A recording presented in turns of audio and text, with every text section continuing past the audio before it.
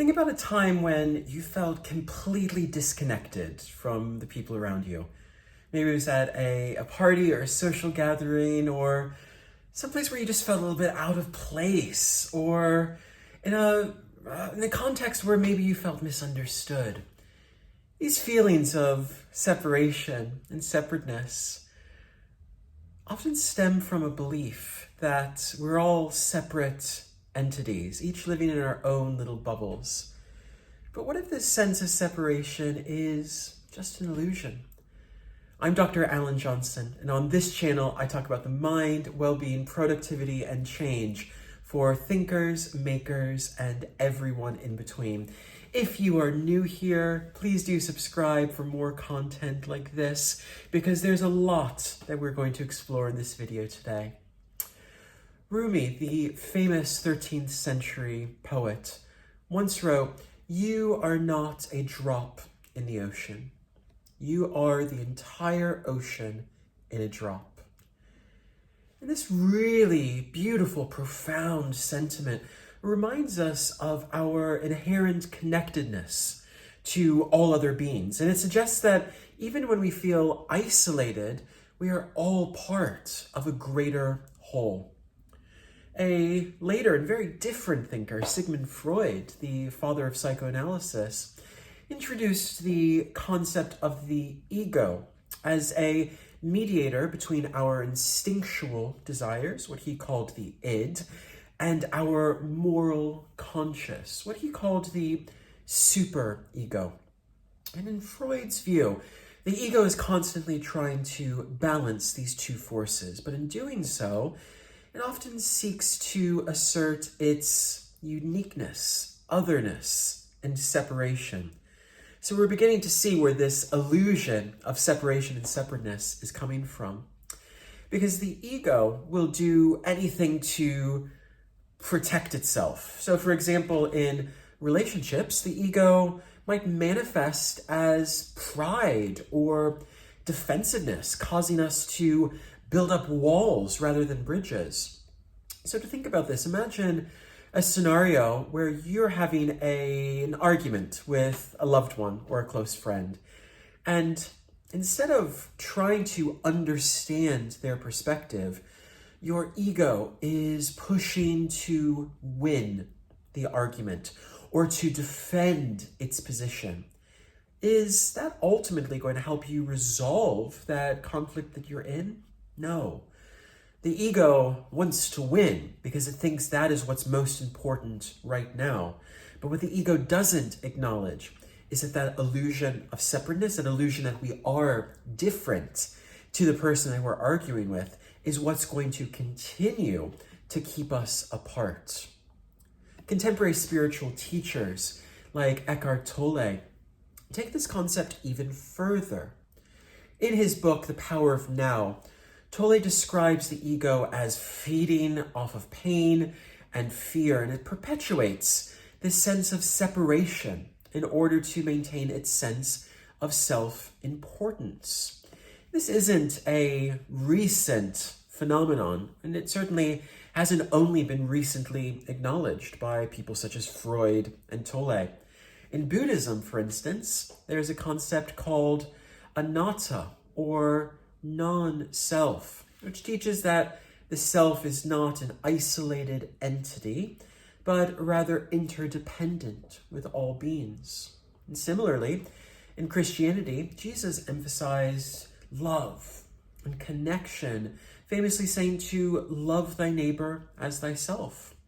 And this phrase, love thy neighbor as thyself, isn't just a moral directive, it's a really vital insight into our shared human experience, suggesting that in loving others, we're also loving ourselves, because we're all merely reflections of everyone else. Now let's turn to literature for a moment, to the 20th century, a novel from 1910 called Howard's End by E.M. Forster. In the novel, Forster explored the theme of human connection. From beginning to end, Howard's End is about how we connect with others, how we form community, how we form partnership and friendship and kinship. And in that novel, he famously wrote, "Only connect." That was the whole of her sermon. Only connect, the prose and the passion, and both will be exalted. This idea of only connect speaks to the importance of bridging the gap between the inner self, what's going on in here, and the outer world, between thoughts and feelings, and between self and others. And in our relationships, this means that deep, meaningful connections ultimately require some vulnerability and a willingness to bridge the difference between people. Thinking along similar lines, Thich Nhat Hanh speaks of the notion of interbeing, which suggests that all things are interconnected and interdependent. He says, "We are here to awaken from the illusion of separateness." And this understanding can transform our relationships, because when we see ourselves in others, compassion and empathy naturally arise. So, how do we build stronger interpersonal connections in our own lives and begin to dispel with that illusion of separateness? Well, first, it's important to differentiate between what we might see as superficial connections, which are often based on just common interests or activities, and differentiate them with deep connections, which are grounded in our shared values, in mutual respect and emotional openness. Superficial connections might grow and evolve into deep connections, and that's great if they do.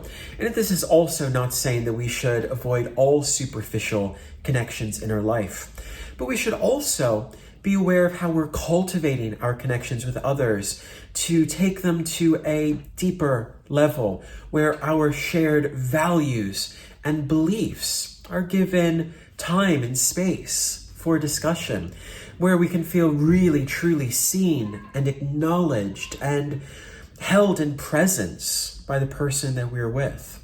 So a friendship that is only based on a shared hobby, for instance, might falter when circumstances change. And again, that's fine. We grow and we change, and our relationships grow and change over time. But friendships based on a deeper emotional bond can really endure between the highs and the lows, between the thick and the thin. But building these deep connections certainly isn't easy. And one of the biggest challenges we encounter in doing it is our fear of vulnerability. Many people fear being hurt or rejected as they open up emotionally. And in many relationships, avoiding difficult conversations or hiding true feelings can lead to a slow breakdown of connection over time. This can happen in romantic relationships as well as in friendships. It's kind of like a plant that isn't watered. It may survive for a little bit, but it's certainly not going to thrive. Empathy is crucial for connection because it allows us to understand the feelings of others. One practical way to further develop our empathy is through what's called active listening, really paying attention to what the other person is saying without immediately thinking how we're responding. Through active listening, we're not just listening for the words being said, but we are actively engaging in the full presence of the other, noticing all cues and indicators about how they're feeling and what they're trying to communicate to us. Another valuable tool we can use is using I statements and expressing feelings and needs clearly. So, for example, instead of using a you statement such as "you never listen to me" or "you don't understand how I'm feeling," we can begin to use I statements such as "I feel like I'm not heard when I'm trying to share an opinion," or "I feel like my interests aren't given space or time." Turning things around from a you statement to an I statement enables us to form a dialogue between the other person and ourselves, rather than that ego jumping in and putting up defenses. And lastly, building trust is foundational for any deep relationship, and this takes time.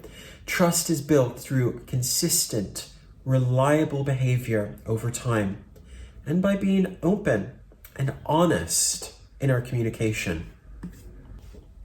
Remember, building meaningful connections requires empathy, openness, and a willingness to be vulnerable, which isn't always easy.